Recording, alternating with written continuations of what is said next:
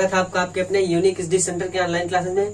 तो आज के वीडियो में हम बहुत ही अच्छी चीजें पढ़ने वाले हैं, बहुत अच्छे अच्छे टॉपिक पढ़ने वाले हैं, जिनमें होगा हम आज प्लैंक्स के बारे में जानेंगे, उसी के साथ साथ फोटो इलेक्ट्रिक इफेक्ट के बारे में जानेंगे। हम जानेंगे ब्लैक बॉडी यानी आदर्श कहें तो कृष्णिकार विकिरण के बारे में जानेंगे, कृष्णिका के बारे में। तो चलिए हम शुरू करते हैं आज का अपना वीडियो, और इन टॉपिक्स को पढ़ने के बाद हम इनके ऊपर आने वाले क्वेश्चंस को भी लगाएंगे। तो चलिए पहले तो बात करते हैं। हमने अभी तक वेव के इलेक्ट्रोमैग्नेटिक जो वेव था उसके वेव नेचर के बारे में हमने पढ़ लिया है कि वहाँ वो वेव नेचर किस प्रकार से रखता है। लेकिन अब बारी है कि हमको पढ़ना है उसके पार्टिकल नेचर के बारे में, है ना। क्योंकि शुरू में ही बताया था मैंने कि ये जो इलेक्ट्रोमैग्नेटिक वेव होता है ये वेव नेचर के साथ साथ पार्टिकल नेचर भी रखता है, यानी कणीय गुण भी रखता है।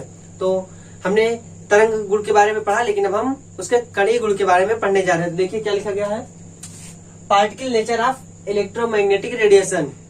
हमने वेव नेचर पढ़ लिया है, अब पार्टिकल नेचर पढ़ेंगे हम किसका, इलेक्ट्रोमैग्नेटिक रेडिएशन का। तो क्या, विद्युत चुंबकीय विकिरण की कणीय प्रकृति। तो अब बात आई कि विद्युत चुंबकीय विकिरण की कणीय प्रकृति, यानी ये जो विद्युत चुंबकीय विकिरण है ये कणीय प्रकृति किस प्रकार से रखता है। तो जब साइंटिस्ट लोग आते हैं तो उन्होंने बताया कि देखिए क्या, wave nature explains about diffraction and interference. मतलब जो इलेक्ट्रोमैग्नेटिक रेडिएशन था वो क्या, उसका जो वेव नेचर था वो क्या दर्शा रहा था, वो बता रहा था explains about diffraction and interference. Diffraction का मतलब होता है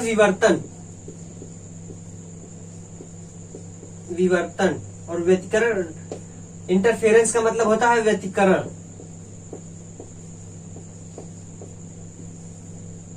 ये जो विवर्तन होता है, विवर्तन मतलब जब कोई भी वेव चलती है और उसके रास्ते में अगर कोई ऑब्जेक्ट है, कोई भी वस्तु आ जाए तो उससे टकरा के अपनी दिशा परिवर्तित कर लेती है। इसी को बोलते हैं डिफ्रैक्शन यानी कि विवर्तन। और ये व्यतिकरण जो है ये इस प्रकार की घटना है कि किसी भी फ्रीक्वेंसी या किसी भी वेवलेंथ की दो किरणें, जब दो रेडिएशंस आपस में मिलते हैं तो एक ऐसा रेडिएशन यानी ऐसा विकिरण का निर्माण करते हैं कि जिसपे हर पॉइंट पे हर चीज सेम होती है, ठीक है। तो इसी को बोलते हैं व्यतिकरण।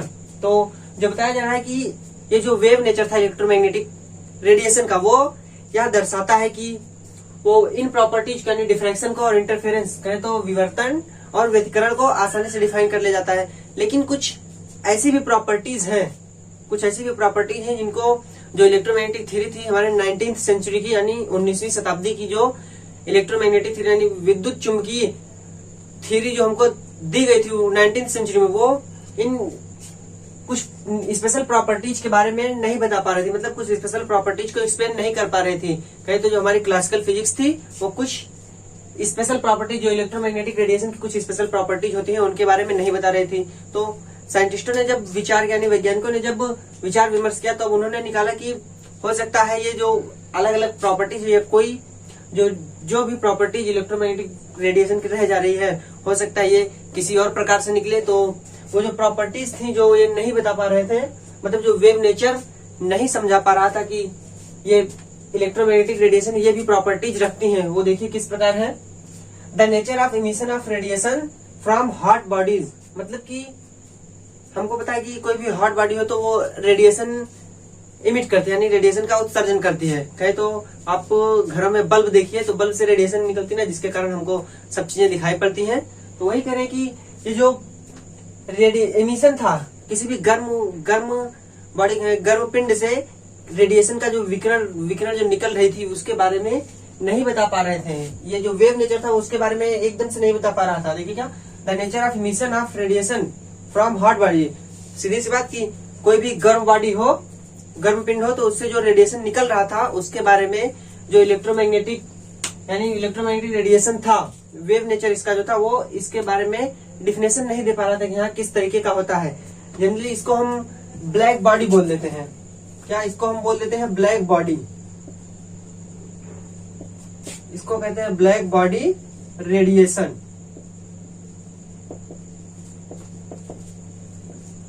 सिंपली देखें तो इसको ब्लैक बॉडी रेडिएशन बोलते हैं, मतलब कृष्णिका विकिरण, ठीक है। तो ये जनरली कृष्णिका विकिरण के बारे में नहीं बता पा रहा था।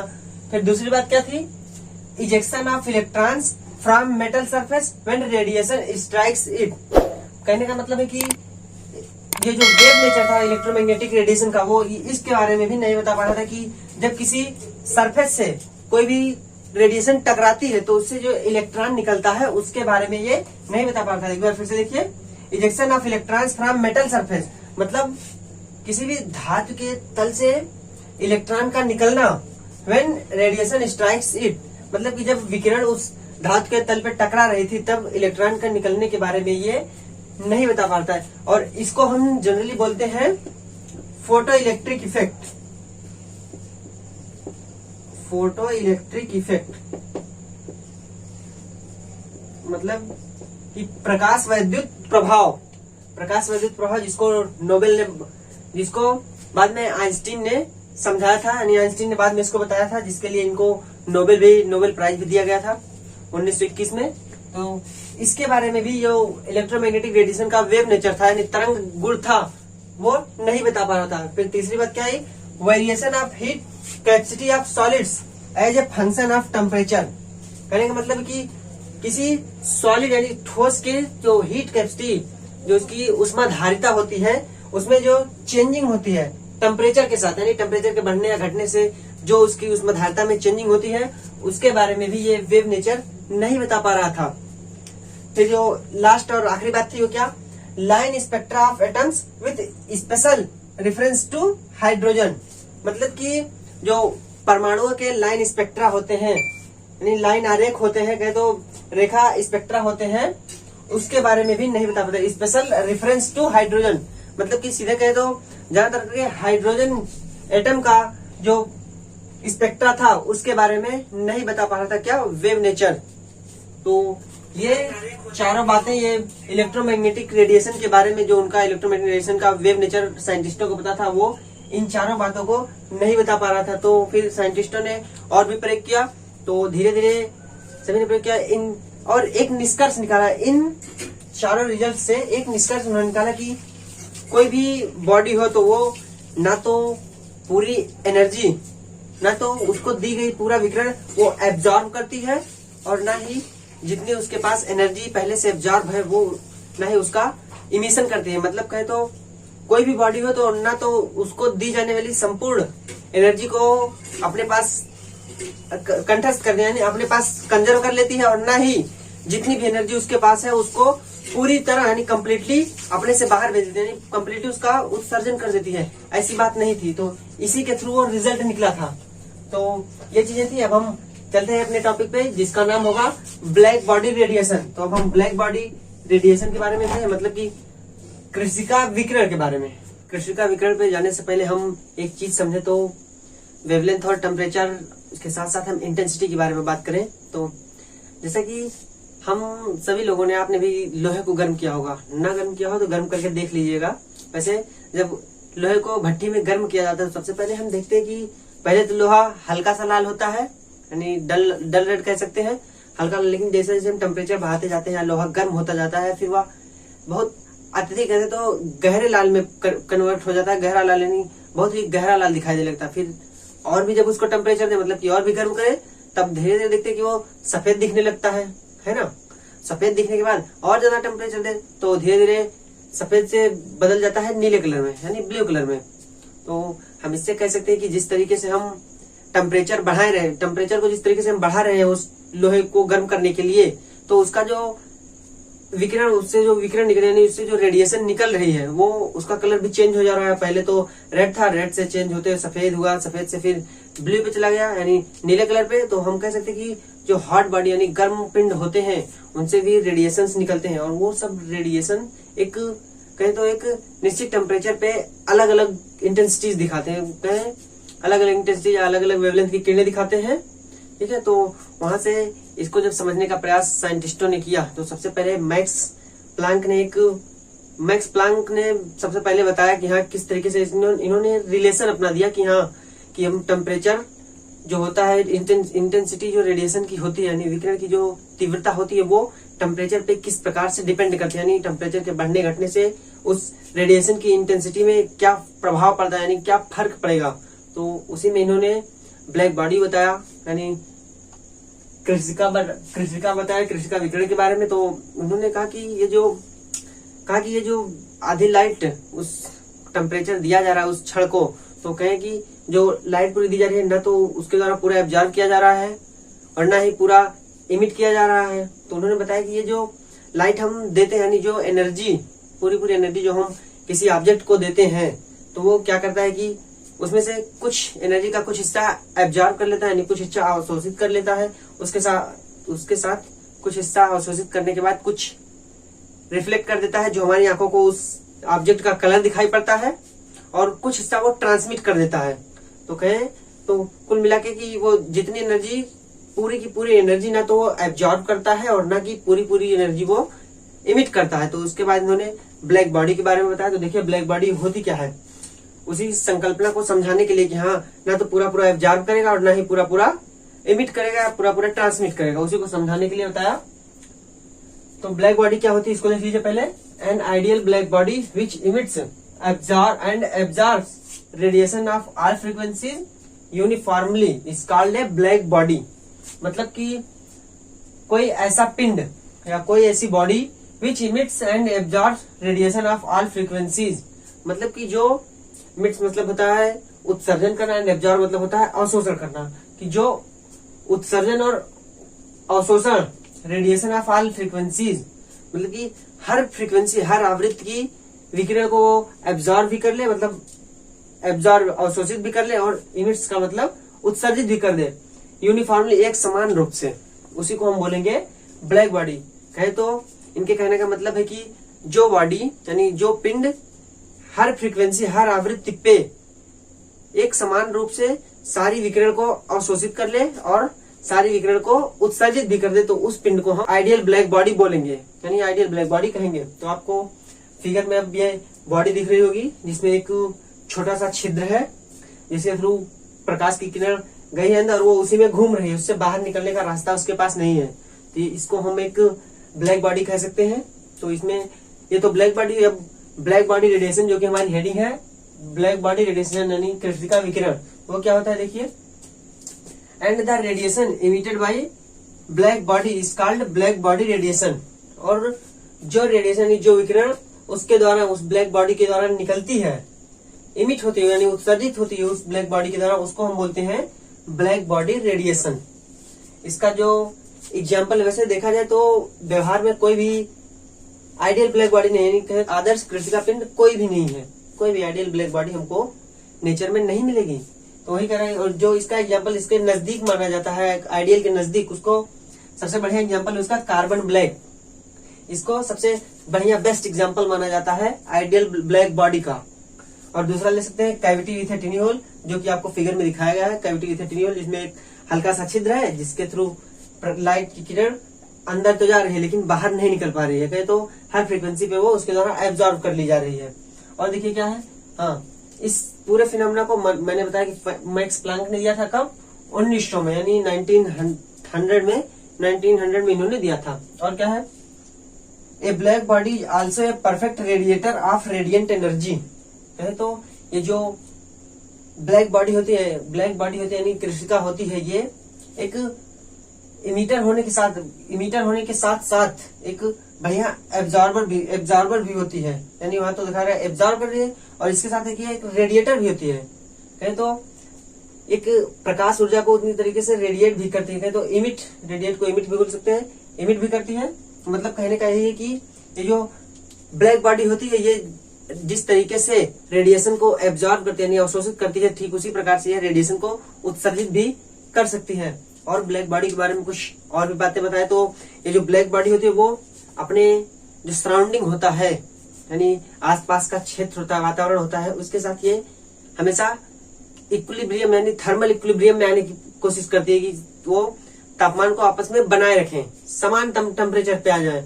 और भी बात करें तो ये होता है कि जो इंटेंसिटी ऑफ रेडिएशन, जो इसका इंटेंसिटी होती है उस ब्लैक बॉडी से जो रेडिएशन निकलता है वो, और उसका जो स्पेक्ट्रल यानी जो स्पेक्ट्रा होता है डिस्ट्रीब्यूशन, वो डिपेंड करता है सीधे सीधे टेम्परेचर पे। क्योंकि लोहे का एग्जांपल लेके मैंने बताया वो सीधे सीधे टेम्परेचर पे ही डिपेंड करता है, जो उसका इंटेंसिटी होती है उसके रेडिएशन की, और जो उसका स्पेक्ट्रल यानी जो उसका स्पेक्ट्रम होता है वो उसी पे टेम्परेचर पे डिपेंड करता है। और कहें तो ये जो ब्लैक बॉडी होती है वो जितना एनर्जी या कहें जितना रेडिएशन वो एब्जॉर्ब करती है पर यूनिट एरिया और पर यूनिट टाइम, मतलब एक निश्चित समय में जितने क्षेत्रफल में जितनी एनर्जी एब्जॉर्ब करेगी, ठीक उतनी ही एनर्जी और ठीक उतने ही समय में ये इमिट भी करती है, यानी रेडिएट भी करती है। तो ये पूरी ब्लैक बॉडी थी। ये ब्लैक बॉडी के बारे में हमने जाना।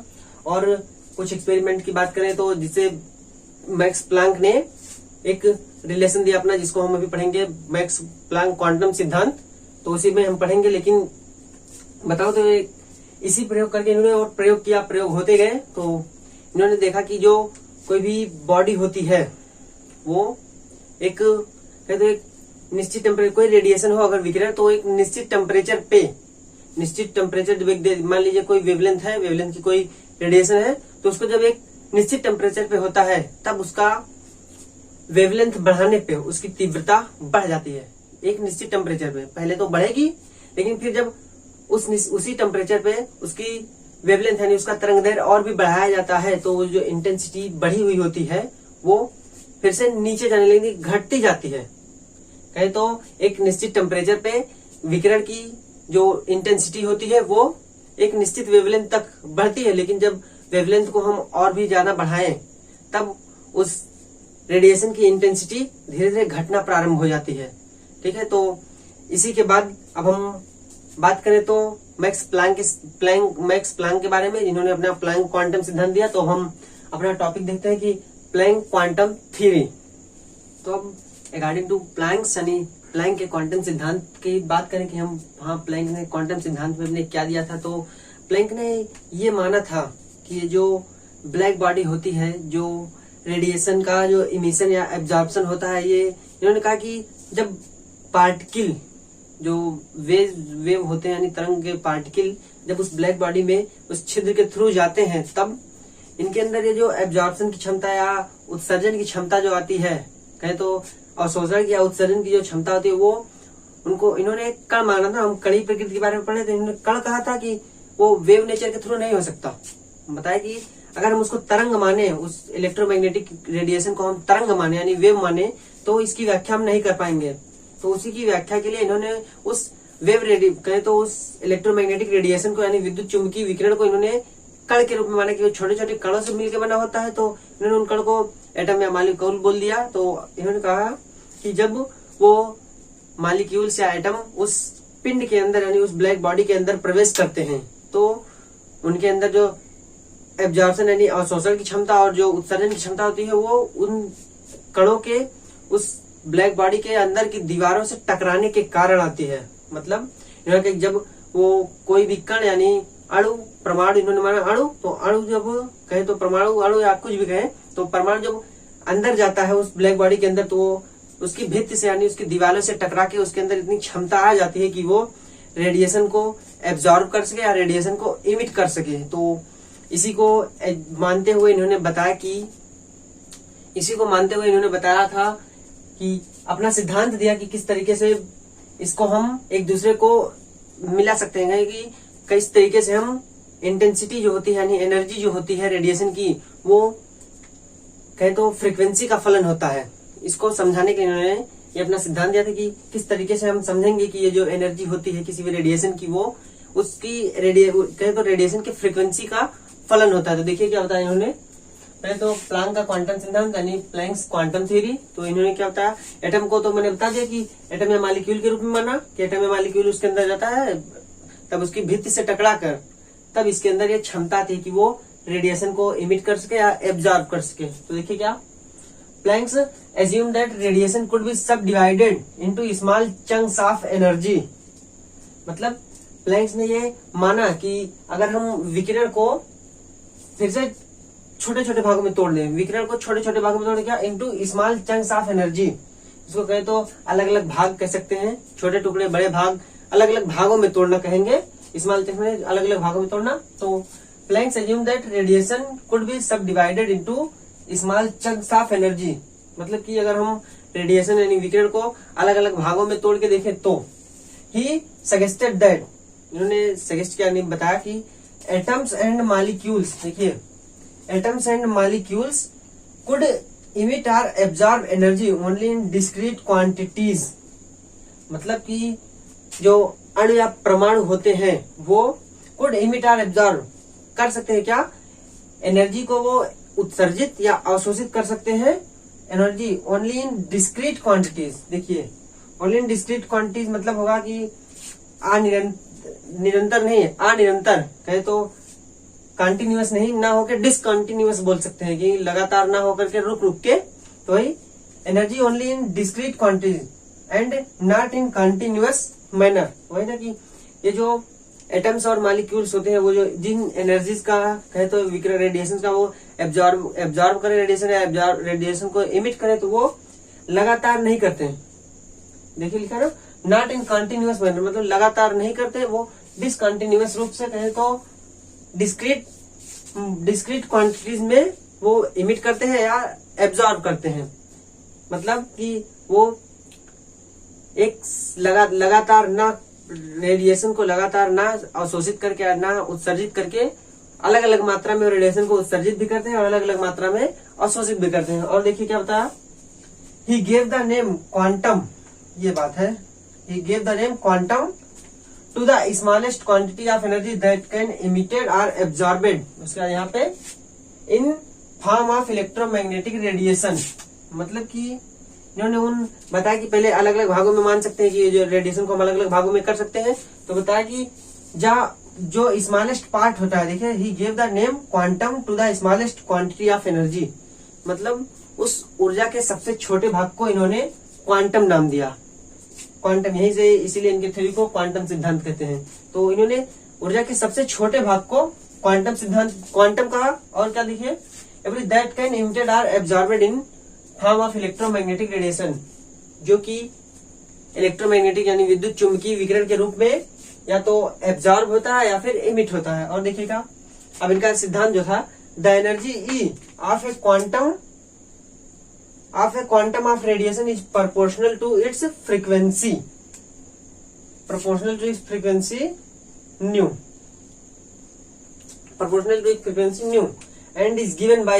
देखिए इन्होंने बताया कि जो एनर्जी होती है रेडिएशन की वो और जो उसकी फ्रीक्वेंसी होती है वो एक दूसरे के प्रोपोर्शनल होती है। और किस तरीके से होती है, देखिए E बराबर एच न्यू, क्या बताया है पहले, E proportional to h nu मतलब कि एनर्जी फ्रीक्वेंसी के प्रोपोर्शनल, फिर इन्होंने उसको प्रोपोर्शनैलिटी को हटा के H लगाया, यानी E बराबर एच न्यू। H को बोलते हैं हम प्रोपोर्शनैलिटी कांस्टेंट या फिर कहे तो समानुपातिक गुणांक या फिर प्लैंक कांस्टेंट, प्लैंक्स गुणांक या नेतांक बोले तो प्लैंक्स नेतांक, ठीक है। और जो इसकी वैल्यू H यानी प्लैंक्स ने दिया था, इसलिए इसकी जो प्रोपोर्शनैलिटी कांस्टेंट आई उसको प्लैंक के नाम पे रख दिया गया, प्लैंक्स कांस्टेंट। और क्या है, इन्होंने जो उस कांस्टेंट की वैल्यू बताई वो देखिए कितना, H बराबर 6.626 क्रॉस 10 की पावर -34 जूल सेकेंड, ठीक है। इतनी वैल्यू होती है उस H की। और क्या फार्मूले में E जो दिख रहा है, E को बोलते हैं एनर्जी, और जो न्यू दिख रहा है इसको बोलते हैं हम फ्रीक्वेंसी। तो इसी के थ्रू मतलब कि E बराबर एच न्यू के थ्रू ही इन्होंने कहे तो प्लैंक्स ने या एक्सप्लेन किया कि जो इंटेंसिटी का डिस्ट्रीब्यूशन होता है, उस रेडिएशन के इंटेंसिटी का जो डिस्ट्रीब्यूशन होता है वो ब्लैक बॉडी के अंदर एक फंक्शन होता है किसका, फ्रीक्वेंसी का। देखिए ये फंक्शन है ना, ये जो एनर्जी है, एनर्जी का जो डिस्ट्रीब्यूशन होगा उस ब्लैक बॉडी के अंदर वो इस न्यू यानी फ्रीक्वेंसी का फलन होगा कि नहीं। न्यू के चेंज होने से ई पे फर्क पड़ेगा। अगर हम न्यू को कम करें तो ई कम हो जाएगा, न्यू को ज्यादा करें तो ई ज्यादा हो जाएगा। तो वही करें कि इस फार्मूले के तहत प्लैंक्स ने या एक्सप्लेन किया कि जो होता है रेडिएशन, उसकी जो एनर्जी होती है वो फ्रीक्वेंसी पे डिपेंड करती है, ठीक है। फिर और क्या कि ये तो छोटे पैकेट को क्वांटम कहा था। और आगे क्या, the energy can be take any one of the values from इतना, मतलब कि हमने विकिरण को यानी रेडिएशन को अलग अलग भागों में बांटा था, तो उसमें से जो सबसे छोटी इकाई थी उसको हमने क्वांटम कहा। लेकिन अब माने कि उस छोटी इकाई से बड़ी क्वांटिटी जो होगी उसको हम क्या बोलेंगे, तो उसके लिए उन्होंने कहा कि वो एनर्जी सिर्फ इस फॉर्म में रखेगा, E बराबर 0 या एच न्यू या फिर 2 एच न्यू 3 एच न्यू ऐसे NH न्यू। कहे तो वो स्मॉल, कहे तो वो पूर्ण गुणांक के रूप में, एच न्यू के पूर्णतः गुणांक के रूप में रखेगा, पूर्णांक के रूप में, दशमलव में नहीं रखेगा, वो ओनली प्योर गुणांक के रूप में रखेगा। ठीक है, तो वही कह रहे हैं कि जो एनर्जी होगी इस फॉर्म में होगी, कहे तो E बराबर एन एच न्यू, इसी फॉर्म में, चाहे 1 हो, 2 हो, 3 हो, 4 हो, कुछ भी हो सकती है। तो यही बताया था प्लैंक्स ने। तो ये हमारा प्लैंक सिद्धांत खत्म हुआ, जिसमें क्या हमने पढ़ा, हमने ब्लैक बॉडी पढ़ा, फिर प्लैंक सिद्धांत पढ़ा। अब हम बात करें तो प्लैंक को नोबेल पुरस्कार मिला था फिजिक्स के लिए, इन्होंने केमिस्ट्री में स्कूल का, इसको हम फिजिक्स में पढ़ते हैं। तो फिजिक्स का नोबेल इनको मिला था 1918 में। ठीक है, तो अब हम बात करते हैं हमारा अगला टॉपिक, जो कि होगा फोटो इलेक्ट्रिक इफेक्ट, जिसको हम बहुत ही अच्छे तरीके से पढ़ेंगे, जिसको बोलते हैं प्रकाश वैद्युत प्रभाव। हम बात करें तो फोटो इलेक्ट्रिक इफेक्ट यानी कि प्रकाश वैद्युत प्रभाव, देख सकते हैं आप, फोटो इलेक्ट्रिक इफेक्ट यानी प्रकाश वैद्युत प्रभाव। तो प्रकाश वैद्युत प्रभाव होता क्या है, इसको जानने से पहले किसने दिया था, किन्होंने एक्सपेरिमेंट किया था, हम देखें। इन 1887 एच हर्ट्ज, मतलब कि 1887 में एच हर्ट्ज ने बहुत से एक्सपेरिमेंट किए, बहुत ही इंटरेस्टिंग कहे तो रुचिकर एक्सपेरिमेंट किए, रुचिकर प्रयोग किए, जिसमें इन्होंने बताया क्या कि the electrons were ejected when certain metal were expose to a beam of light as shown in figure. मतलब आप फिगर देखिए, तो फिगर में आपको दिख रहा होगा कि ये जो ये फिगर में आप देखें तो आपको ये फिगर दिख रहा है, फिगर में बनी हुई है एक ट्यूब बनी हुई है, फिगर में एक ट्यूब है, तो जिसमें आप देख सकते हैं कि कह रहा है इसमें the electrons were rejected when certain metal were expose to a beam of light. मतलब कि जब वो मेटल की रॉड पे, यानी मेटल का प्लेट लगा हुआ है, देखेंगे आप दोनों तरफ, एक निगेटिव टर्मिनल एक पॉजिटिव टर्मिनल, दोनों मेटल का रॉड है। तो इसमें जब रेडिएशन, आप ये ऊपर से देखिए रेडिएशन आ रही है नीले कलर में जो बनी हुई है, वो रेडिएशन जब पड़ती है उस पे प्लेट पे, तो वहां से इलेक्ट्रॉन निकल रहे हैं ना, गोल गोल देखिए, गोल बना हुआ है, इलेक्ट्रॉन निकल रहे हैं फिगर में। तो वही कह रहे हैं कि द इलेक्ट्रॉन वेर रिजेक्टेड, मतलब कि जब इलेक्ट्रॉन निकलते हैं, when certain metals are expose to a beam of light, मतलब कि कुछ निश्चित मेटल्स को जब उस पर रखा जाता है, यानी कुछ निश्चित मेटल पे जब हम रेडिएशन गिराते हैं, कहें तो बीम ऑफ लाइट गिराते हैं, तो उससे इलेक्ट्रॉन निकलते हैं। ठीक, तो इसी प्रक्रिया को, इसी पूरी प्रक्रिया को, मतलब कि उस बीम के गिरने से, प्रकाश पुंज के गिरने से उस मेटल पे इस इलेक्ट्रॉन का निकलना ही फोटो इलेक्ट्रिक इफेक्ट कहलाता है। कह रहे हैं the phenomenon is called photo electric effect, मतलब कि इसी को ही हम फोटो इलेक्ट्रिक इफेक्ट बोलते हैं। फिगर एक बार आप लोग सही से देखिए फिर से, ये फिगर में आपको दिख रहा है कि दो मेटल लगे हुए, इस पे ऊपर से लाइट आके गिर रही है नीले कलर में, तो वहां से फिर से इलेक्ट्रॉन निकल रहे हैं लाइट गिरने से, तो इलेक्ट्रॉन जाकर रहे हैं निगेटिव प्लेट पे। तो यही कह रहे हैं कि इसी पूरी प्रक्रिया को आप फिगर में देखेंगे, वोल्ट मीटर लगा हुआ है, अमीटर लगा हुआ है, बैटरी लगी हुई है, तो इसी को, यही पूरा फिगर इनका अरेंजमेंट था। एच हर्ट्ज ने जो एक्सपेरिमेंट किया था फोटो इलेक्ट्रिक इफेक्ट को देने के लिए, वो पूरा एक्सपेरिमेंट यही था। इसको सही से एक्सप्लेन नहीं कर पाए थे, जिसको बाद में आइंस्टीन ने किया था। आइंस्टीन को इसी के लिए नोबेल मिला था, प्रकाश वैद्युत प्रभाव को एक्सप्लेन करने के लिए आइंस्टीन महोदय को नोबेल मिला था 1921 में। तो वो भी फिजिक्स का नोबेल था, कि जिस तरीके से प्लैंक्स को फिजिक्स का मिला, उसी तरीके से उनको, यानी आइंस्टीन को भी फिजिक्स का ही नोबेल मिला था। तो फिगर में यही था, तो फिगर आप अच्छे से देख सकते हैं। ठीक है, तो अब हम बात करें कि इस प्रैक्टिकल को करने के बाद जो इन्होंने रिजल्ट निकाला, उन रिजल्ट को 2-3 पॉइंट्स में दिया है। अब हम उन 2-3 पॉइंट्स के बारे में बात करते हैं कि यहाँ कौन कौन से पॉइंट्स के बारे में एच हर्ट्ज ने बताया था। तब हम आइंस्टीन की तरफ चलेंगे कि आइंस्टीन ने किस तरीके से इस एक्सपेरिमेंट को एक्सप्लेन किया था। तो हेनरी हर्ट्ज ने जब डिफरेंट मेटल पे, कहे तो रूबिडियम, सीजियम आदि पे जब उन रेज को डाला, तो उससे जो इलेक्ट्रॉन निकले, उस प्रयोग में उन्होंने जो रिजल्ट दिए वो ये दिए हैं। देखिए क्या क्या है। The result observe in this experiment are, मतलब जो रिजल्ट दिए गए हैं उस एक्सपेरिमेंट में, वो इस तरीके से है। कैसे, देखिए पहला क्या बताए गए हैं। पहला कह रहे हैं the electrons are rejected from the metal surface as soon as the beam of light strikes the metal surface. मतलब the electrons are ejected from the metal surface as soon as the beam of light strikes the metal surface. मतलब कि जो electron है वो निकल रहे हैं, the electrons are ejected, मतलब इलेक्ट्रॉन निकल रहे हैं from the metal surface.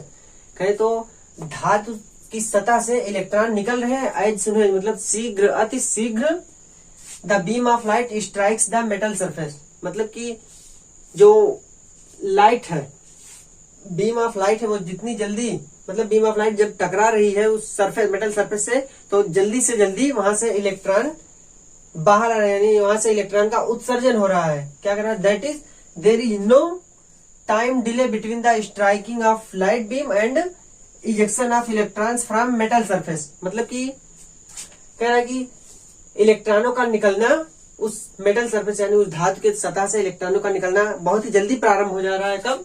The beam of light strikes the metal surface. मतलब कि उस लाइट उस सरफेस से टकरा रही है, उसके टकराते ही वहां से इलेक्ट्रॉनों का निकलना बहुत जल्दी शुरू हो जाता है। और क्या? That is there is no time delay. मतलब कि कहने का तात्पर्य है कि उनके बीच में कोई भी टाइम डिले यानी कुछ देरी नहीं होती। किसके किसके बीच में? No time delay between the striking of light beam. मतलब कि उस प्रकाश लाइट बीम बोले तो प्रकाश बीम को प्रकाश पुंज जब उस सरफेस से टकराता है तो वहां उससे टकराने और वहां से इलेक्ट्रॉन निकलने के बीच में कोई भी टाइम डिले नहीं होता। मतलब कि कुछ भी देरी नहीं होती। यानी कहे तो जितनी जल्दी वो टकराता है उतनी ही जल्दी वहां से इलेक्ट्रॉनों का इजेक्शन यानी इलेक्ट्रॉनों का उत्सर्जन जारी हो जाता है, यानी इलेक्ट्रॉन निकलने लगते हैं। पहले पॉइंट में यही होता है, पहले रिजल्ट इन्होंने पहले में रिजल्ट में यही दिया कि इलेक्ट्रॉन जैसे ही टकराता है वहां से तुरंत ही कहे तो वो जो प्रकाश पुंज किरण कहे तो प्रकाश पुंज जैसे ही उस सरफेस से टकराता है तुरंत ही वहां से इलेक्ट्रॉनों का निकलना प्रारंभ हो जाता है। और आगे देखिए दूसरा क्या कहा, दूसरे में the number of electrons ejected is proportional to the intensity और ब्राइटनेस ऑफ लाइट। मतलब कि जो नंबर ऑफ इलेक्ट्रॉन्स है निकलना है, यानी जो नंबर ऑफ इलेक्ट्रॉन यानी इलेक्ट्रॉनों की जितनी संख्या वहां से उत्सर्जित हो रही है वो ejected is proportional to the intensity और ब्राइटनेस ऑफ लाइट। मतलब कि वो प्रोपोर्शनल है, समानुपाती किसके? इंटेंसिटी ऑफ लाइट के या ब्राइटनेस ऑफ लाइट के प्रोपोर्शनल है।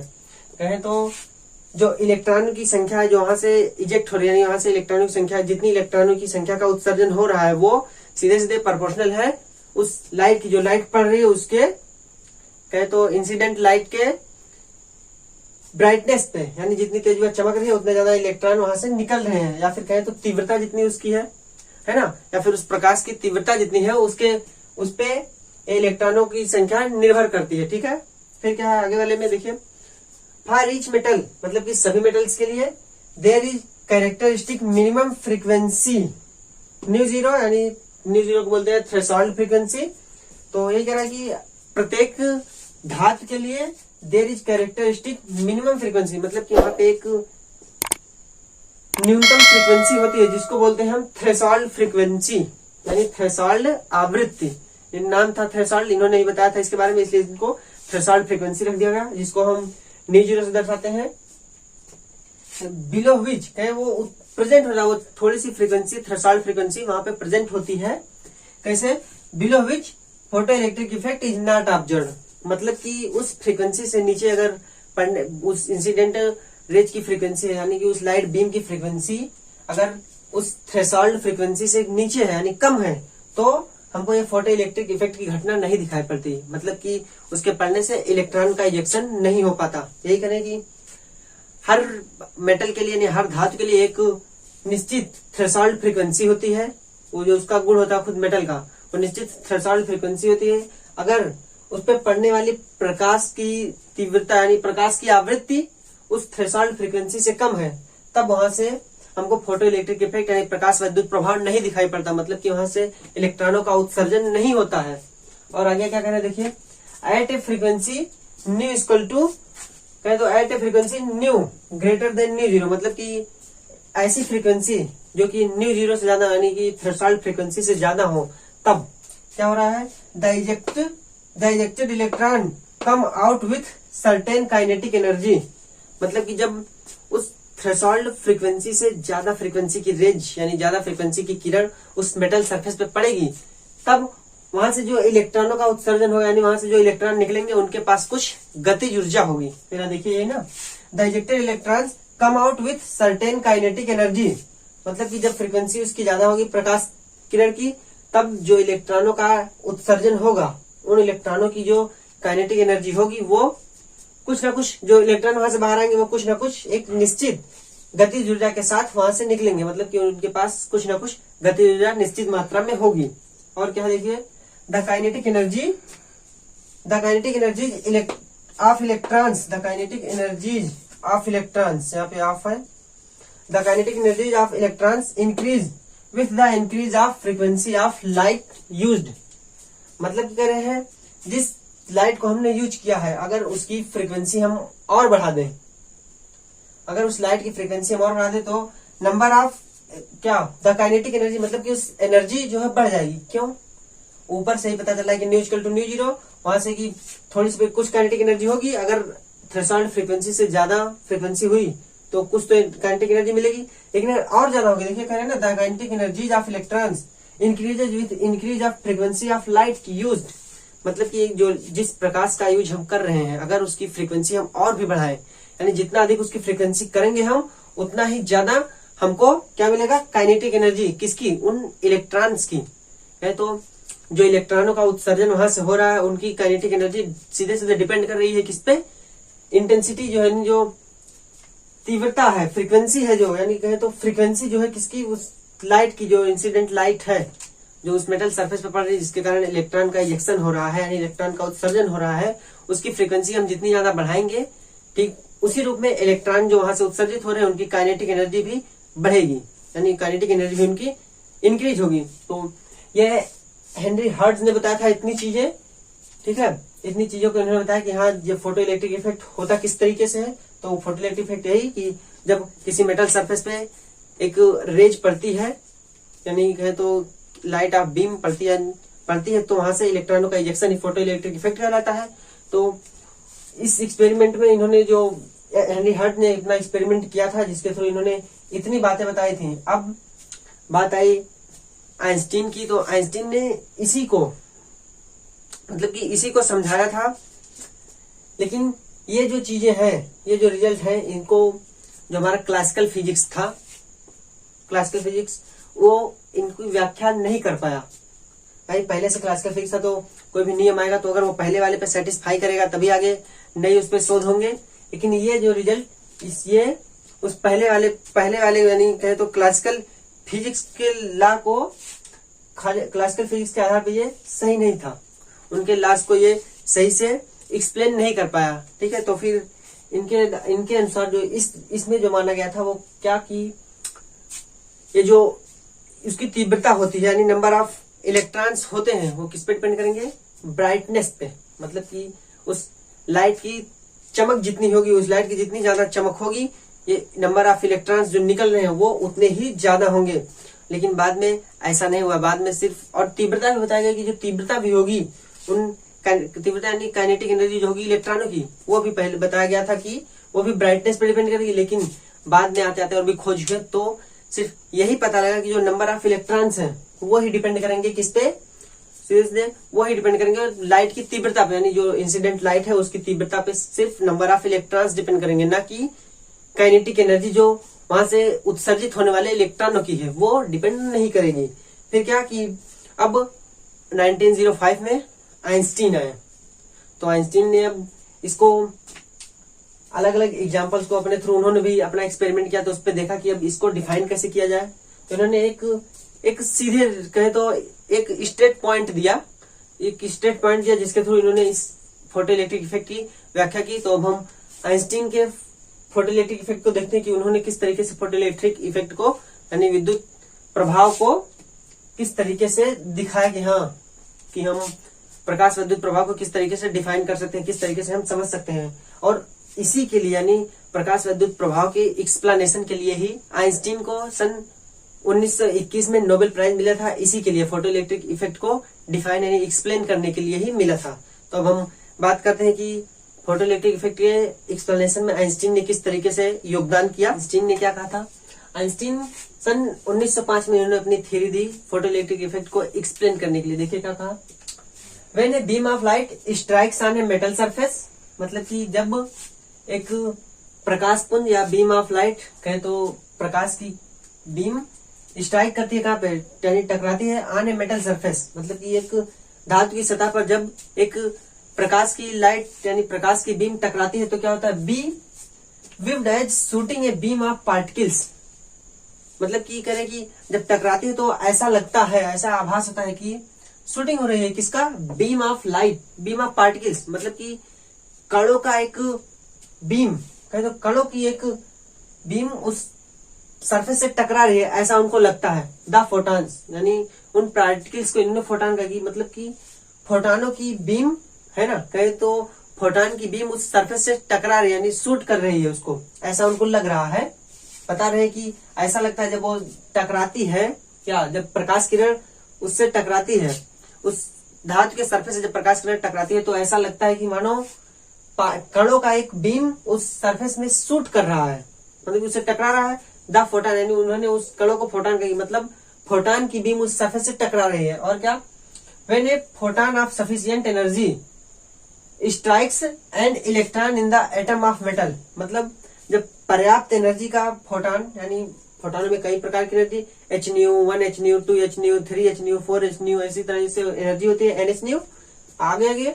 तो देखिए क्या, when A photon of sufficient energy strikes an electron in the atom of metal, मतलब जब पर्याप्त ऊर्जा का फोटॉन एक इलेक्ट्रॉन से टकराता है एटम के अंदर ऑफ मेटल, मतलब मेटल के एटम, मतलब धातु के परमाणु के अंदर, जब एक पर्याप्त ऊर्जा का फोटॉन किसी इलेक्ट्रॉन से टकराता है तब क्या होता है, it transfer its energy instantaneously to the electron during collision, मतलब कि जब आप उस इलेक्ट्रॉन से फोटॉन टकराए तो अपनी सारी एनर्जी इसने तुरंत, ये लिखा हुआ है इंस्टेंटेनियसली, मतलब शीघ्र तुरंत ही, ठीक है, तुरंत ही अपनी एनर्जी उस इलेक्ट्रॉन को दे देता है, ट्रांसफर ना, तो अपनी सारी एनर्जी उस इलेक्ट्रॉन को दे देता है। और क्या, ड्यूरिंग कोलिजन, मतलब टकराव के समय जब वो फोटॉन ये आया, मान लिया ये फोटॉन हो और ये इलेक्ट्रॉन, फोटॉन यहाँ से आया मेटल के अंदर, मेटल के एटम के अंदर, अब जैसे इससे टकराया तुरंत इस कोलिजन पे इस फोटॉन ने अपनी एनर्जी इसको ट्रांसफर कर दी इस इलेक्ट्रॉन को, तो अब इलेक्ट्रॉन के पास एनर्जी होगी तो इलेक्ट्रॉन यहाँ से भागेगा या कुछ तो दिखाएगा, रिस्पॉन्स करेगा, तो क्या, the electron collision and the electron is ejected without any time lag मतलब कह सकते हैं टाइम डिले, तो कहने की द इलेक्ट्रॉन इज इजेक्टेड, मतलब कि इलेक्ट्रॉन तुरंत ही वहां से उत्सर्जित हो जाता है, अर्थात निकल जाता है, विदाउट एनी टाइम लेज, मतलब जैसे ही फोटॉन इलेक्ट्रॉन से टकराया तुरंत ही इलेक्ट्रॉन वहां से बिना रुके या बिना कोई समय लॉस किए तुरंत ही वहां से बाहर निकल जाता है, उस मेटल से बाहर निकल जाता है। और क्या कह रहे हैं, greater the energy possessed by the photon greater will be the transfer of energy to the electron, मतलब उस फोटॉन की एनर्जी जितनी ज्यादा होगी, जो फोटॉन उस किसी इलेक्ट्रॉन से टकराने वाला है उस फोटॉन की एनर्जी जितनी ज्यादा होगी, ठीक, वो उतनी ज्यादा एनर्जी को उस इलेक्ट्रॉन जिससे वो टकरा रहा है उस इलेक्ट्रॉन को ट्रांसफर करेगा। मतलब कि अगर कम एनर्जी वाला फोटॉन किसी इलेक्ट्रॉन से टकराया तो जिस इलेक्ट्रॉन से वो टकराया है उस इलेक्ट्रॉन को कम एनर्जी देगा, लेकिन अगर बहुत ज्यादा एनर्जी वाला फोटॉन किसी उस इलेक्ट्रॉन से टकराया है तो अधिक मात्रा में एनर्जी उस इलेक्ट्रॉन को ट्रांसफर करेगा। और क्या करनी है, and greater the kinetic energy of electron, भाई जाहिर सी बात है जिसकी एनर्जी ज्यादा होगी उसके पास ऊर्जा ज्यादा होगी, यानी गतिज ऊर्जा ज्यादा हो गई। तो अगर कम एनर्जी वाला फोटॉन इलेक्ट्रॉन से टकराएगा तो उस इलेक्ट्रॉन में कम गतिज ऊर्जा होगी, लेकिन जब अधिक ऊर्जा वाला फोटॉन किसी इलेक्ट्रॉन से टकराएगा तो उस इलेक्ट्रॉन की जो ऊर्जा होगी वो अत्यधिक, यानी उसकी गतिज ऊर्जा बहुत ज्यादा होगी। और क्या देखिए, अगर हम अलग शब्दों में दूसरे शब्दों में बात करें, in other words kinetic energy of ejected electron is proportional to the frequency of the electromagnetic radiation, मतलब जो काइनेटिक एनर्जी होगी उस इजेक्टेड इलेक्ट्रॉन की वो सीधे सीधे समानुपाती, यानी सीधे सीधे प्रोपोर्शनल होगी किसके, to the frequency of the electromagnetic radiation, मतलब कि विद्युत चुंबकीय विकिरण, जो विकिरण टकरा रही है, ठीक है, उससे उस विद्युत चुंबकीय विकिरण के सीधे सीधे प्रोपोर्शनल होगी। क्या, इजेक्टेड इलेक्ट्रॉन, मतलब इलेक्ट्रॉन जो इलेक्ट्रॉन उत्सर्जित हो रहा है उसकी जो काइनेटिक एनर्जी होगी वो सीधे सीधे विद्युत चुंबकीय विकिरण के फ्रीक्वेंसी के प्रोपोर्शनल होगी। फ्रीक्वेंसी ना, विद्युत चुंबकीय विकिरण के फ्रीक्वेंसी के सीधे सीधे प्रोपोर्शनल होगी। तो अब इतना तो इन्होंने बताया आपने में। अब इन्होंने एक फार्मूला दिया था किसके लिए, इस गतिज ऊर्जा के लिए। बात इन्होंने गतिज ऊर्जा की है, देख लीजिए शुरू से इन्होंने गतिज ऊर्जा के बारे में बताया है। यहाँ भी गतिज ऊर्जा के बारे में इन्होंने कहा गया sufficient energy strikes on atom. यहाँ पे देखिए, energy possessed by the photon greater will be the transfer of energy to the electron and greater the kinetic energy of electron. मतलब काइनेटिक एनर्जी यानी गतिज ऊर्जा के बारे में ही इन्होंने बताया। तो जितनी ज्यादा फोटॉन की ऊर्जा उतनी ज्यादा इलेक्ट्रॉन की काइनेटिक एनर्जी।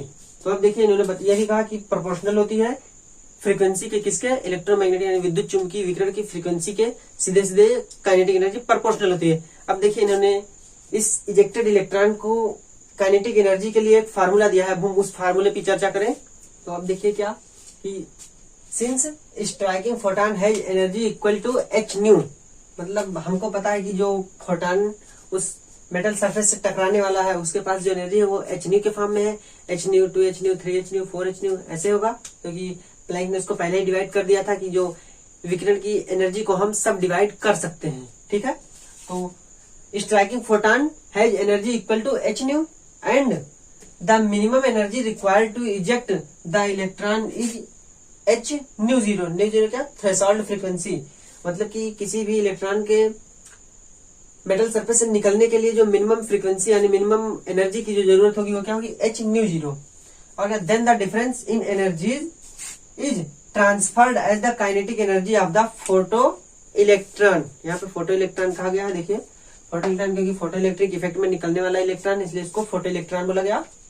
क्या, स्ट्राइकिंग फोटॉन है energy equal to h nu, मतलब कि जो उसे टकराने वाला फोटॉन है उसके पास एनर्जी एच न्यू है and the minimum energy required to eject the electron from the metal surface, मतलब जो कम से कम एनर्जी रिक्वायर्ड होती है इलेक्ट्रॉन के उत्सर्जन के लिए वो कितनी है, h nu zero. Then the difference, तब इनका डिफरेंस उस इलेक्ट्रॉन की काइनेटिक एनर्जी के बराबर होगा, is transferred as the kinetic energy of the photo electron, मतलब कि अब जो एनर्जी बचेगी इसके बाद वह ट्रांसफर होगी उस इलेक्ट्रॉन को काइनेटिक एनर्जी देने के रूप में। कहे तो जितनी एनर्जी लेके फोटॉन उससे टकराएगा, ठीक है, वो उसके बाद फिर जितनी एनर्जी उसकी होगी उस इलेक्ट्रॉन के निकलने के लिए जितनी एनर्जी लगेगी उतना है, तो जितनी एनर्जी उस इलेक्ट्रॉन को वहां से निकालने के लिए लगेगी और शेष जो एनर्जी बची वही उस इलेक्ट्रॉन को गतिज ऊर्जा के रूप में प्राप्त होगी। ठीक है, आगे देखिए इसको फार्मूला आएगा तब देखिए। According to conservation of energy principle, मतलब कि ऊर्जा संरक्षण के नियम से, कहे तो ना तो ऊर्जा नष्ट होती है और ना ही ऊर्जा उत्पन्न होती है, ओनली ऊर्जा का एक रूप से दूसरे रूप में परिवर्तन होता है। तो ही अब देखिएगा the kinetic energy of ejected electron is, मतलब अब इन्हीं से ऊर्जा आई, फोटॉन अपने साथ लेके उसने फोटॉन इलेक्ट्रॉन को ऊर्जा दी, अब इलेक्ट्रॉन के वहां से निकलने में भी कुछ ऊर्जा लगी, उसके बाद जो ऊर्जा इलेक्ट्रॉन के पास बची उनको मिक्स करके कंजर्वेशन लॉ के अनुसार इन्होंने एक फार्मूला दिया, क्या है वो, एच न्यू बराबर h nu zero plus half m e square. ये जो हिस्सा है यही है उस कहे तो उस फोटो इलेक्ट्रॉन की काइनेटिक एनर्जी, तो यही है, क्योंकि इसको इधर करेंगे तो H new minus H new difference होगा, देखिए इसको ऊपर करें तो H new minus H nu zero बराबर 1/2 एम ई वी स्क्वायर, ये हुआ ना। तो यही जो है ये काइनेटिक एनर्जी है उस फोटो इलेक्ट्रॉन की, ये उनका डिफरेंस है फोटॉन की एनर्जी का और उसकी यानी मिनिमम फ्रीक्वेंसी जो कि ejected for ejection of electron के लिए जो मिनिमम एनर्जी है वो, तो ये होगा काइनेटिक एनर्जी। ठीक है, उस फोटो इलेक्ट्रॉन की। फिर यहाँ पे जो एम दिखाया गया है ये मास ऑफ इलेक्ट्रॉन और जो वी दिखाया गया है वो वेलोसिटी ऑफ फोटो इलेक्ट्रॉन, मतलब कि किस वेग से वो उस इजेक्शन के बाद यानी उत्सर्जन के बाद वो किस वेग से बढ़ रही है अपने आगे। ठीक है, तो वही उसकी ये फार्मूला था आइंस्टीन के अनुसार। आइंस्टीन ने इस फार्मूले को दिया था कि जिससे उस फोटॉन की जो काइनेटिक एनर्जी है यानी उस इलेक्ट्रॉन फोटो इलेक्ट्रॉन की जो काइनेटिक एनर्जी है उसको पता किया जा सके। तो इसी तरीके से आइंस्टीन ने अपना नियम के अपने थ्रू इसको समझाया, फोटो इलेक्ट्रिक इफेक्ट को समझाया कि हाँ जब इलेक्ट्रॉन वो फोटॉन उस मेटल पे पड़ेगा तो वहां से जो निकलेगी इलेक्ट्रॉन उसकी काइनेटिक एनर्जी किस प्रकार से होगी, उसका थ्रेशोल्ड फ्रीक्वेंसी क्या हो, किस तरीके से होगी। ठीक है, तो इसी तरीके हम यहाँ से कुछ भी निकाल सकते हैं, थ्रेशोल्ड फ्रीक्वेंसी निकालना चाहे वो निकाल सकते हैं, इसकी फ्रीक्वेंसी निकालना चाहे निकाल सकते हैं, यहाँ से कुछ भी निकाल सकते हैं। ठीक है, तो यही था, आइंस्टीन ने यही दिया था। और अंततः इसके परिणाम स्वरूप आइंस्टीन ने बताया कि जो इंटेंसिटी होती है, मतलब कि जितना ज्यादा इंटेंस होगा, कहे तो बीम कोई भी उस फोटॉन की लाइट, कहे तो जो फोटॉन आ रहा है जितना ज्यादा इंटेंस होगा लाइट वो उतने नंबर ऑफ फोटॉन ज्यादा होंगे। कहे तो जो विकिरण वहां से उस मेटल पे पड़ रही है जितनी ज्यादा इंटेंस होगी, यानी जितनी ज्यादा तीव्र होगी, उसमें फोटानों की संख्या उतनी ज्यादा होगी, और जितने ज्यादा फोटान उस मेटल से टकराएंगे उतने ज्यादा इलेक्ट्रॉनों का उत्सर्जन भी उस मेटल से होगा। ठीक है, ये थी पूरी बात। और ये फोटो इलेक्ट्रिक इफेक्ट खत्म, यानी फोटो इलेक्ट्रिक इफेक्ट समाप्त। उम्मीद करता हूँ कि आपको फोटो इलेक्ट्रिक इफेक्ट अच्छे से समझ में आएगी। अब बात करें तो हम डुअल नेचर के बारे में पढ़े थे, इलेक्ट्रोमैग्नेटिक रेडिएशन के वेव नेचर के बारे में और पार्टिकल नेचर के बारे में, मतलब विद्युत चुंबकीय विकिरण के तरंग प्रकृति और कणी प्रकृति के बारे में। तो हमने दोनों पढ़ लिया है। तरंग प्रकृति में हमने पढ़ा कि वो तरंग प्रकृति किस प्रकार दिखाती है, डिफ्रैक्शन दिखा के, इंटरफेरेंस दिखा के। ठीक है, तो उसको पढ़ा। फिर कणी प्रकृति में हमने ब्लैक बॉडी के रूप में पढ़ा, फिर फोटो इलेक्ट्रिक इफेक्ट के रूप में पढ़ा। तो इससे यह सिद्ध होता है या माना जाता है कि अगर हम फोटो इलेक्ट्रिक इफेक्ट को कोई एक रूप मान लेते हैं, वेव मान लें, यानी तरंग रूप मान लें, तो वो पार्टिकल्स के प्रॉपर्टीज नहीं दे पाती, मतलब फोटो इलेक्ट्रिक इफेक्ट को नहीं बता पाती है। और अगर उसको पार्टिकल नेचर का मान लें, यानी कणी प्रकृति का मान लें, तब वो इंटरफेरेंस है, डिफ्रैक्शन है, इसको नहीं बता पाती है।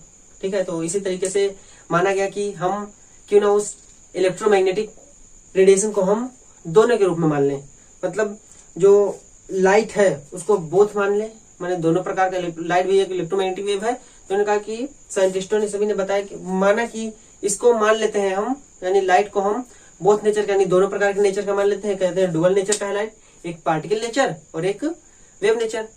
फिर बाद में और भी हम पढ़ेंगे, तो उसमें हम ये भी पढ़ेंगे कि जो इलेक्ट्रॉन है, अभी तब तो ये माइक्रो पार्टिकल्स के लिए था, लेकिन अब आगे माइक्रो पार्टिकल्स के लिए भी होगा, यानी इलेक्ट्रॉन जो भी है, छोटे से छोटा पार्टिकल इलेक्ट्रॉन, उसके पास भी वो भी डुअल नेचर रख रहा है, एक वेव नेचर, एक पार्टिकल नेचर। ठीक है, तो ये इतना ही था। अब हम इस पे एक आध दो सवाल लगा लेते हैं, जिससे कि ये टॉपिक आपका कंप्लीट हो जाए पूरा। तो ठीक है, हम चलते हैं अपने सवाल की तरफ। देखिए, हमारा पहला क्वेश्चन क्या है कि हम क्वेश्चन लगाते हैं, calculate the energy of 1 mole of photon of radiation whose frequency is 5 × 10⁻14 यानी 5 × 10⁻14 हर्ट्ज। मतलब कह रहा है 1 मोल फोटॉन की एनर्जी आप ज्ञात कीजिए। कब? जब फ्रीक्वेंसी उसकी, उस रेडिएशन की फ्रीक्वेंसी कितनी है, 5 × 10⁻14 हर्ट्ज। तो सबसे पहले तो हमको पता होनी चाहिए कि एनर्जी हम निकालेंगे कैसे। तो हमें पता है कि फोटॉन की एनर्जी निकालने के लिए प्लैंक ने एक नियम दिया था, E = h/ν। उसी पे हम लग जाएंगे। देखिए क्या, तो एनर्जी ऑफ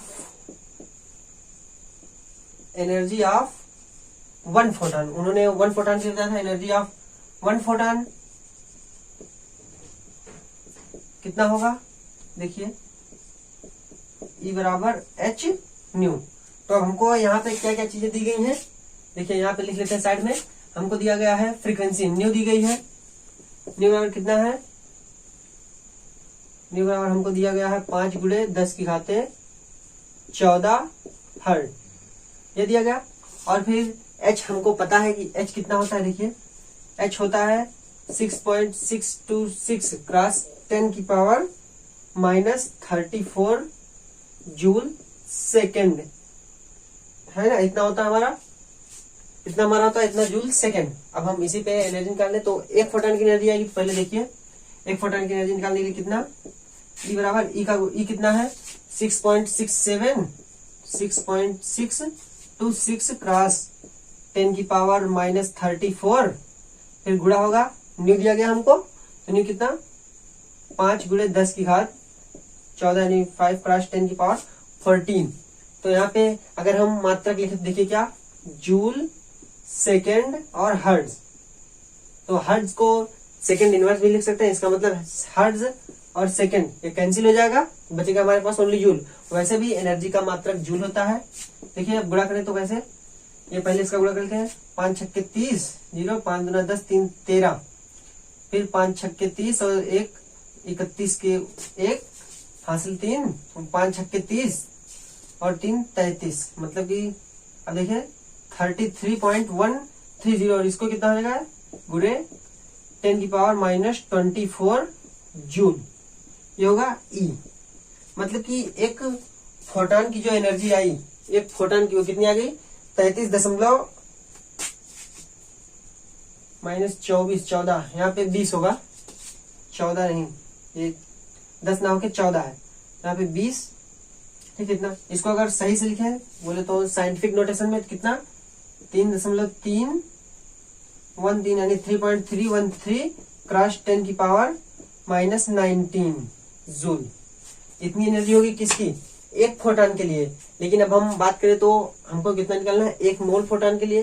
तो अब हमको पता है कि एक मोल में कितने मॉलिक्यूल या कितने पार्टिकल होते हैं। यहाँ पे देखिए सिंस 1 मोल इक्वल टू होता है हमारे पास कितना, वो 6.022 क्रॉस 10 की पावर 23 मोल इनवर्स। इतने पार्टिकल्स होते हैं हमारे पास, ये इतने होते हैं। तो एक के लिए उतना है, तो इसलिए energy of 1 mole, energy of 1 mole of photon, energy of 1 mole photon सीधे लिख दें, एनर्जी ऑफ 1 मोल फोटॉन। तो 1 मोल फोटॉन की एनर्जी कितनी आएगी, देखिए 1 मोल फोटॉन की एनर्जी के लिए हम निकालेंगे E इक्वल टू, ये कितना दिया गया है 6.022 क्रॉस 10 की पावर 23, मतलब इतना नंबर ऑफ मॉलिक्यूल्स होंगे एक मोल में, फिर गुणा होगा कितनी एनर्जी से, इतना दिया गया। देखिए 3.313 क्रॉस 10 की पावर -19 जूल। इसी को सॉल्व करेंगे तो हमारे पास जो एनर्जी आएगी वो आएगी 199, मतलब कि 199.51 किलो जूल और मोल इनवर्स, मतलब E इक्वल टू। तो ये हमारी एनर्जी आ गई हमको 199.51 किलो जूल मोल इनवर्स, मतलब कि पर मोल लिखा है ना, तो यानी इसका मतलब पर मोल, यानी एक मोल की एनर्जी इतनी आई, एक मोल फोटॉन की जो टोटल एनर्जी आई इस फ्रीक्वेंसी की, उस रेडिएशन जिस रेडिएशन की फ्रीक्वेंसी 5×10⁻14 हर्ट्ज थी, वो आ गई हमारे पास 199.51 किलो जूल मोल इनवर्स। इतनी हमारे पास एनर्जी आई। अब ये क्वेश्चन आपको अच्छे से समझना होगा। अब हम दूसरा क्वेश्चन देखें, तो उससे पहले एक बार आपको फिर से समझा। तो देखिए पूछ रहा था कि फ्रीक्वेंसी देके रेडिएशन की एक मोल फोटॉन की एनर्जी पूछ रहा था। तो हमको पता है कि एनर्जी निकालने के लिए हम E बराबर h न्यू यानी प्लैंक्स के फार्मूले का यूज करें। तो एनर्जी ऑफ 1 फोटॉन हमको पता है E बराबर h न्यू। तो फिर हमें पता तो था क्या, E यानी हमको निकाला था, फ्रीक्वेंसी हमको पता थी 5×10⁻14 हर्ट्ज, फिर पता था प्लैंक्स कांस्टेंट की वैल्यू 6.626×10⁻34 जूल सेकेंड, ये हमको पता थी। तो देखिए इस पे हमने रख के इसको निकाला एनर्जी, तो ये एक फोटॉन की एनर्जी आई है 3.313×10⁻19 जूल। फिर अब हमको पता था एक मोल में इतने पार्टिकल्स, इतने परमाणु, इतने अणु होते हैं। उसी पे हमने इससे गुणा किया, मतलब एक मोल में जितने पार्टिकल्स हैं उसी का गुणा इसमें क्या, यहाँ पे फोटॉन है तो कह सकते हैं एक मोल फोटॉन में जितने नंबर ऑफ फोटॉन्स थे उससे हमने इसी ऊर्जा में गुणा किया, तो आके पूरे 1 मोल की ऊर्जा हमको मिल गई 199.51 किलो जूल मोल इनवर्स। अब हम चलते हैं अपने दूसरे क्वेश्चन की तरफ, जो हमारा दूसरा और लास्ट क्वेश्चन होगा। The threshold frequency nu zero, ये थ्रेशोल्ड फ्रीक्वेंसी को न्यू जीरो से दर्शाया जाता है, पता है आपको, बताया भी। For a metal is 7.0 cross 10 की पावर 14 सेकेंड इनवर्स। हम साथ में लिखते चलते हैं, तो देखिए क्या, ये थ्रेशोल्ड फ्रीक्वेंसी कितनी है 7.0 क्रॉस 10 की पावर 14 पर सेकेंड, ये फ्रीक्वेंसी यानी हर्ट्ज भी लिख सकते हैं। तो calculate the kinetic energy of an electron emitted when radiation of frequency nu 1 cross 10 की power 15 second inverse hits the metal. यहाँ पे जो हमको फ्रीक्वेंसी रियल दी गई है वो कितनी है 1.0 क्रॉस 10 की पावर 15 सेकेंड इनवर्स, ये दी गई हमको। अब देखिए इसको हम निकालेंगे कैसे, तो हमको निकालना क्या है, कैलकुलेट द काइनेटिक एनर्जी। तो काइनेटिक एनर्जी दे दिया पहले क्वेश्चन में, तो हमको ज्यादा सोचने की जरूरत नहीं। हमने जो लास्ट में पढ़ा फोटो इलेक्ट्रिक इफेक्ट, उसी में आइंस्टीन ने काइनेटिक एनर्जी के बारे में कहा है, और कहीं भी आपको काइनेटिक एनर्जी के बारे में नहीं पढ़ाया। तो काइनेटिक एनर्जी में उन्होंने कहा, तो सीधी सी बात, according to Einstein equation,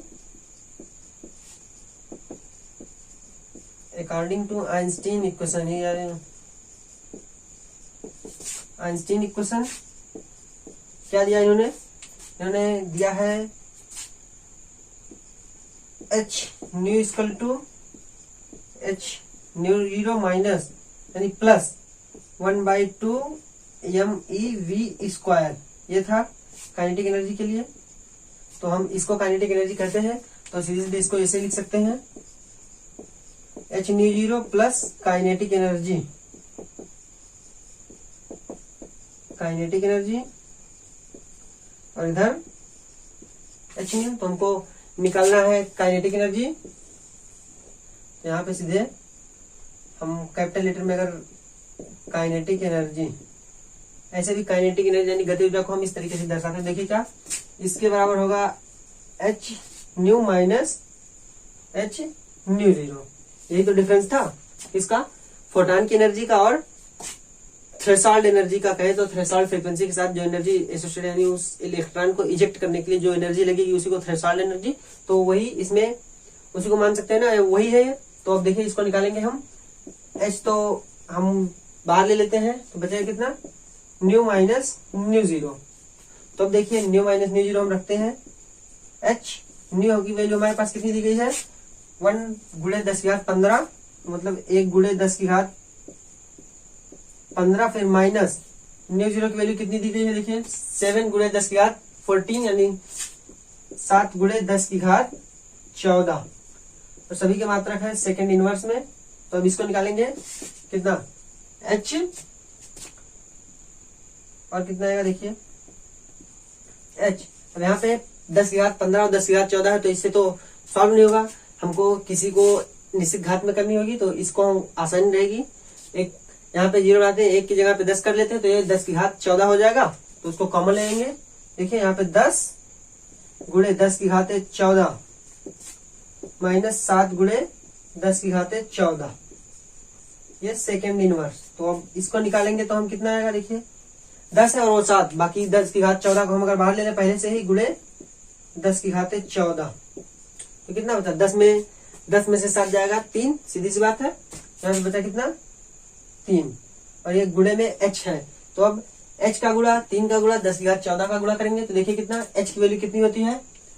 planks के बारे में हमको पता है, तो h बराबर हमारा होता है 6.626 क्रॉस 10⁻24।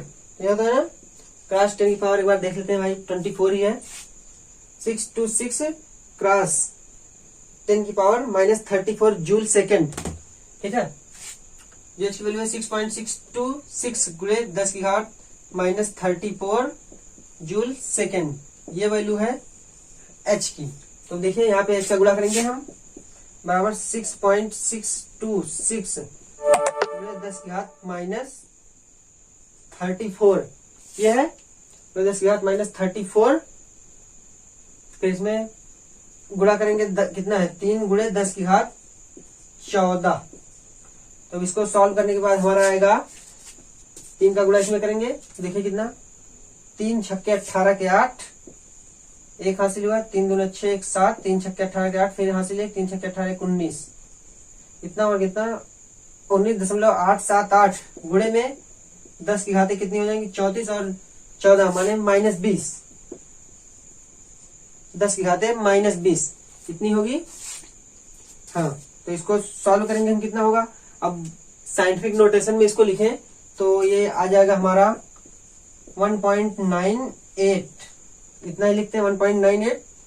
इसको भी 8 बढ़ा दें क्योंकि 5 से अधिक तो 1 बढ़ जाएगा, तो यहाँ पे 8 है इसलिए इसको 7 को 8 लिख देते हैं, गुणे 10 की घातें -19, क्योंकि 1 दशमलव को हमने यहाँ से यहाँ पक्षांतर की, मतलब यहाँ से आगे किया है, 1 दशमलव को हमने खत्म किया, तो इतना हो गया का जूल, ठीक है, इतना जूल, क्योंकि h की जो मात्रा था जूल सेकंड था और यहाँ पे सेकंड इनवर्स पहले से था, तो सेकंड इनवर्स और सेकंड कैंसिल, बचा ओनली जूल। वैसे भी एनर्जी का मात्रक जूल ही होता है। तो ये सॉल्व हो गया हमारा कितना, देखिए यहाँ पे लिख देता हूँ, हमारी जो काइनेटिक एनर्जी आई वो आई 1.988 क्रॉस 10⁻−19 जूल, ये हमारी काइनेटिक एनर्जी आई, ठीक है।